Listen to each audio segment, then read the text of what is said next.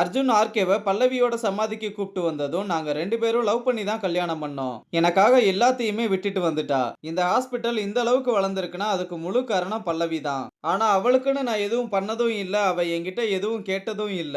நாங்க 2 பேரும் பேசின நாட்களை விட பேசாத நாட்கள் தான் அதிகம்னு சொல்லி ரொம்ப அழுக அர்ஜுன் சமாதானப்படுத்துறான். இங்க திவி ரீனா கிட்ட இன்னைக்கு ஹாஸ்பிட்டல்ல ஃபங்க்ஷன்னு சேரீ தான் கட்டணும்னு சொன்னாங்க. நீங்க ஏன் கட்டலன்னு கேட்க என்கிட்ட தான் சேரியே இல்லைன்னு சொல்றா. இத கேட்ட ரதி அவளோட சேரியை எடுத்து கொடுத்து கட்டிட்டு வர சொல்ல ரீனாவும் அந்த சேரியை வாங்கிட்டு போய் உள்ள கட்ட தெரியாம என்னென்னமோ பண்ணிக்கிட்டு இருக்க. அப்புறம் ரதி தான் உள்ள போய் சேரியை கட்டி விடுறாங்க. அப்புறம் ரதியும் ரீனாவும் வெளியே வந்ததுமே நீங்க 2 பேரும் பாக்குறதுக்கு ஒரே மாதிரி இருக்கீங்கன்னு திவி சொல்றா. அங்க கட் பண்ணா ஹாஸ்பிட்டல்ல அர்ஜுன் வேலை பார்த்துக்கிட்டு இருக்க. அப்ப ரீனா சேரியில வர்றத பார்த்ததுமே ஸ்டன் ஆகி நின்னுட்டு சேரியில நீ ரொம்ப அழகா இருக்க. நீ மட்டும் ஓகே சொன்னா உன்னை இப்பவே தூக்கிட்டு போய் கல்யாணம் பண்ணிக்குவேன்னு சொல்ல எப்படான்னு இருக்க போலையேன்னு ரீனாவும் சிரிச்சுக்கிட்டே கேட்க இவங்க 2 பேரும் பேசிக்கிட்டு இருக்கத ரதி பார்த்து கடுப்பாகி ரீனாவுக்கு ஒரு வேலை சொல்லி அனுப்பி விடுறா. இங்க ரவி அனிதா கிட்ட நேத்து ரதி மேமோட கேஸ் இருந்ததால வர முடியலன்னு சாரி கேட்க நீ எங்க வேணாலும் போடா அதையும் என்கிட்ட சொல்ற. எனக்கு ஒரு அர்ஜென்ட் மீட்டிங் இருக்கு நான் போகணும்னு சொல்லிட்டு அனிதா கிளம்பிடுறா. அப்புறம் எல்லாருமே பார்ட்டி பண்ணி என்ஜாய் பண்ணிக்கிட்டு இருக்க.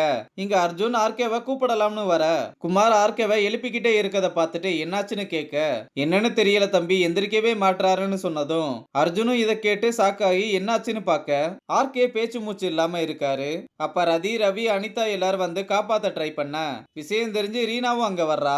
அப்ப ரவி ஆர்கே இறந்துட்டாருன்னு சொல்ல ரதி அழுதுகிட்டே வந்து அர்ஜுன் கிட்ட சொல்றாங்க. அர்ஜுன் ஆர்கேவை பார்த்து அழுக ஆரம்பிக்க எல்லாருமே அழுகுறாங்க. அப்புறம் ஆர்கேவை வீட்டுக்கு கூப்பிட்டு வந்து இறுதி சடங்கெல்லாம் பண்ணிட்டு எரிக்கிறாங்க. அப்புறம் குமார் கிட்ட ரவி அர்ஜுனை பாத்துக்க சொல்லி பேசிக்கிட்டு இருக்க.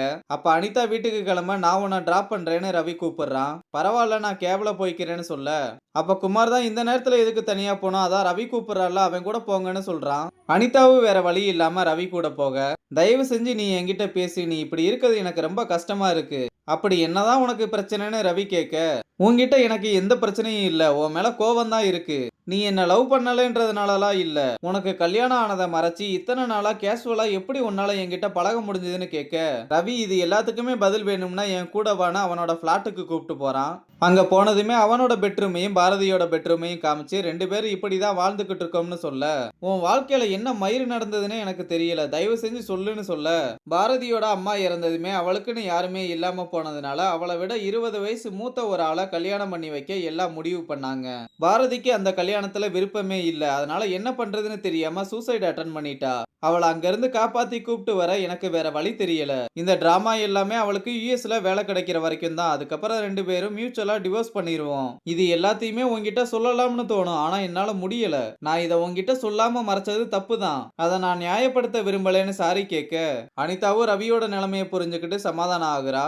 அப்ப பாரதி உள்ள வந்து 2 பேரையும் பார்த்துட்டு சாரி நான் கவனிக்காம உள்ள வந்துட்டேன் நான் அப்புறம் வர்றேன்னு சொல்ல அனிதாவும் இல்ல நான் கிளம்புறேன்னு சொல்லிட்டு போறதோட இந்த எபிசோட முடிச்சிருக்காங்க.